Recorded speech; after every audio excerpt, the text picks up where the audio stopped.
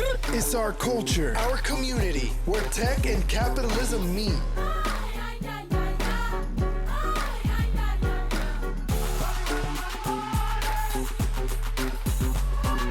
This is Cap Culture. No cap.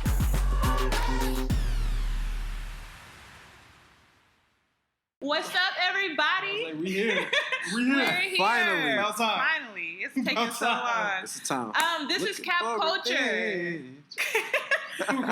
This is Cap Culture. I am Janae Butler, a.k.a. JB. To my right, we got BMills. Brandon Miller. You gotta let him know who I am first, and then give him a nickname. Sorry. So, Brandon Miller to my right. There we go. A.k.a. BMills. To my left, we got Jeff. Do you have like a nickname that people call you for? I feel like for the show, I might go by like J-Dub. I haven't figured it out yet. I have like 8 nicknames. You just gotta see what we call you. Look, I go by Simba Jeff. I go by Jeff. I go by J Will, J-Dub. We'll figure it out. That's not important though. That's neither here nor there. You guys are listening in on Cap Culture. This is our culture, our community, plus a little tech, a little capitalism, and we're just going to sprinkle that all over what the black culture looks like in the tech space. This is us. So, it's really straightforward. We're here to talk about a few things, a lot of things actually, but more importantly, I would think we should discuss like what cap culture means to us, why we are going to be passionate about this topic, talk about our 9 to 5s, 5 to 9s. You know, to kind of let the audience know, what they're going to get into.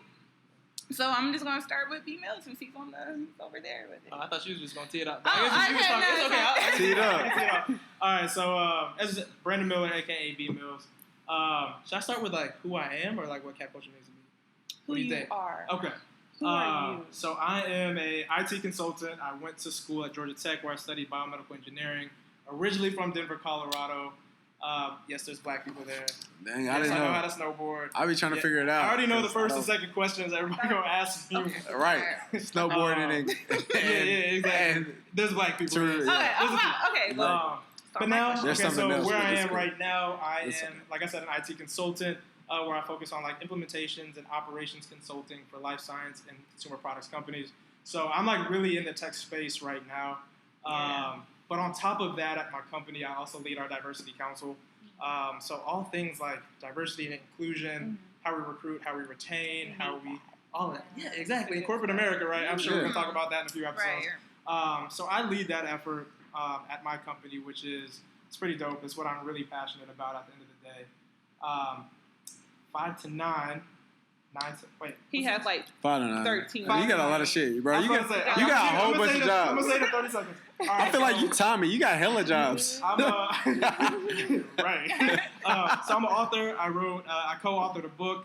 I'm a branding consultant, so I help companies, small businesses, primarily minority-owned businesses, start their brand, build their brand, start their business, make their business more efficient. I have 2 nonprofits as well, one that helps young college black entrepreneurs, as well as one that helps provide passports and travel grants to students in underserved communities. What's that called? Love, bro. 2 Fly Foundation. Wow. 2 Fly Foundation in the black community. Passionate. That's so important that we like expose our youth to opportunities abroad, so they can see that we exist across this entire globe. Right, exactly. So that's a little bit about me. I'm gonna pass the ball. Hard to follow up with that. Well, hi, I'm Janae Butler. I said that earlier, but just to make sure y'all know, I also go by Janae the Great if I didn't mention that. It flows off the tongue a little bit easier than JB does. So my 9 to 5, I work for Microsoft. I love to tell people I work for Smoothie King, but I guess I gotta stop doing that and be honest. That's your weekend. I used to be addicted. That's your weekend. I used to be addicted to Smoothie King. Right. That's your weekend. I don't want to give too much information. They'll pull up on you. But no, I work at Microsoft as a program manager for our retail stores. So that's a global operation that keeps me very busy. During the daytime, that's kind of where my attention is, but luckily my 5 to 9 kind of flows straight into that. So I live and breathe Microsoft. And being a global company, a company that's really pushing our diversity and inclusion efforts, I am honored to be the community engagement lead nationally and locally here in the Dallas area. What I strive to do with my team is to integrate Microsoft into the community and to bring the community into Microsoft, because we are desperate for a little more color, a little bit more experience, perspective. These are things that the company really strives for, and so I really try to hone that effort and make it happen. Y'all hear me get my professional voice? I was about to say, you was in your bag. Yeah, so that's kind of like where my 9 to 5 and my 5 to 9 kind of like blur together, but that's really where I'm at. Oh, and then Cap Culture. Yeah, gotta represent that. Yo, and I'm Jeff Williams, born and raised Indianapolis, Indiana. Oh, I'm from Atlanta. I'm from Napa. Hey, look, I'm from that, and it's with love, like legit. She's from Atlanta. Dang, we got Denver. But hey, we're live from Dallas, Texas. But overall, like what brought me here is the opportunity to get involved in like consumer behavior and market research.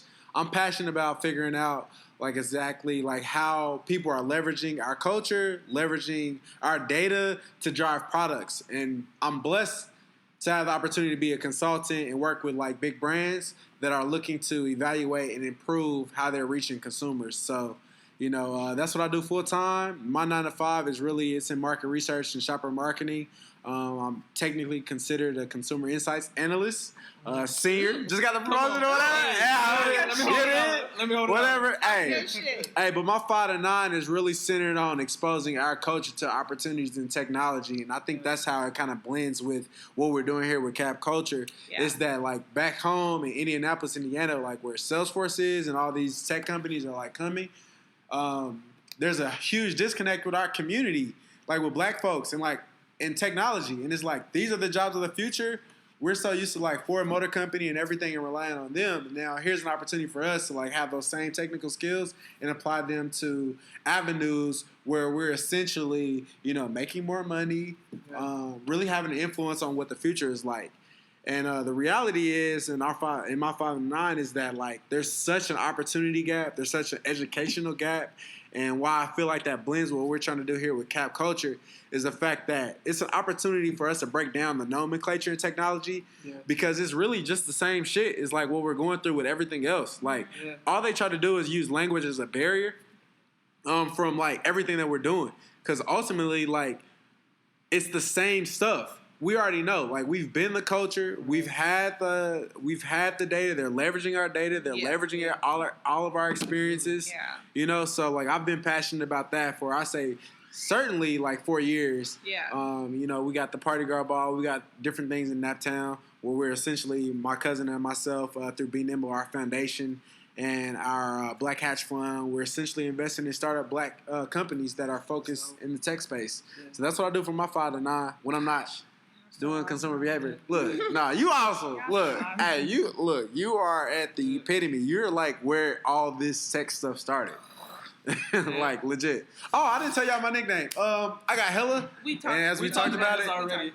Jeff Williams, but I think for the show I'm going by J Dub or J Williams. We'll figure it out. As we go. But no, what you were saying, it kind of brought back. Like we've been talking about this for a while. Yeah. I remember when I first moved to Dallas, before I even knew we kind of knew each other though. I was gonna say, that's a story. Different story. We're gonna tell y'all that story one time. We're gonna tell you the Dubai story. Each other, but didn't know we knew each other at the time. Remind us to tell y'all the Dubai story. But like that's how we kind of connected, was just talking about like the intersection of like technology and the culture, and more importantly like the data that's behind it. Yeah. These companies are using, you know, what the culture is doing for marketing, for how they're doing, how they're utilizing influencers, for what's popular, what's not popular. And we've had plenty of conversations. Like I like the story you talk about with Black Planet. Yeah, Black Planet. Like Black Planet, like essentially like it was the first social media website with over 1 million users. Yeah. And the reality is like if there's no Black Planet, which is black owned, right? If there's no Black Planet, there's no MySpace, there's no Facebook. And look what happened. Like, essentially back then, like imagine if we were like really focused on what we were actually doing. Like, we were so busy just trying to make raindrops fall from our page. Making shit bold. What's your favorite song? Like, something from Nelly or like 50 Cent or something. Like, the whole playlist. Play. Yeah. Or, like, have a playlist that we didn't even understand. We was coding. We were coding.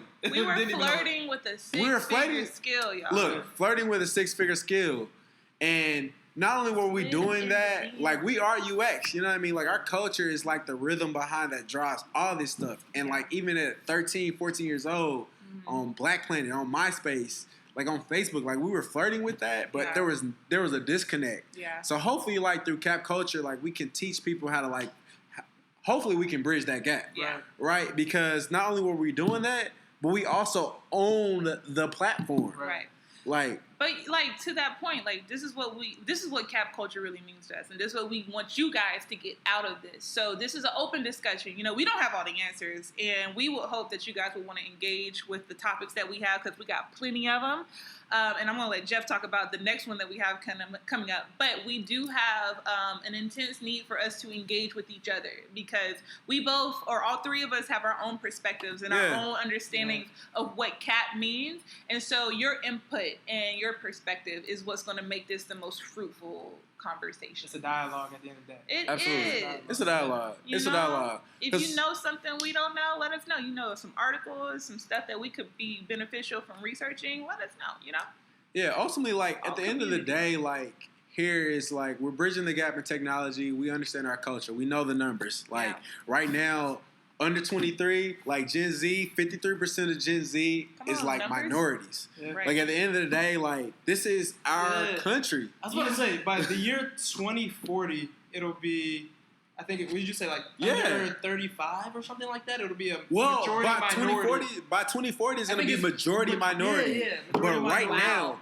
2020, as we speak, right now, even 2019, minority newborns born. More minority newborns born than everything else. And the reality is, like, we are coming here to get our stake in the claim. Yes. And because technology is the future, because capitalism has essentially ruled the world, specifically our society, we just want to arm our community, those that have been underrepresented, underserved. We just want to arm us with the resources. We're blessed. We've been privileged, right, to even be in this space. We're in Dallas, Texas, from Denver, Atlanta, Houston, like Nat, like Indianapolis, in the Midwest. Like, we've been privileged to get to this space where we can even do this. And we're just trying to be a blessing to the rest of our listeners and the folks that are following what we're trying to accomplish. So we look forward to being on this journey with you. Every episode is going to be followed with essentially some key takeaways, something that you can tangibly, walk away with. Hashtag Cap Takes.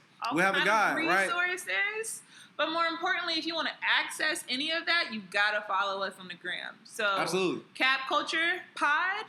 That's us, right? Yeah. That's Instagram. Us. We're so new, we don't even know our shit. I'm like, is that what it is? Yeah. That's it. Yeah. Please and capculturepod.com. That'll be kind of the hub for all kind of information. We'll be putting articles out there, blog posts, different perspectives. You can follow us on all platforms that we're on directly from the website. So absolutely. Shop.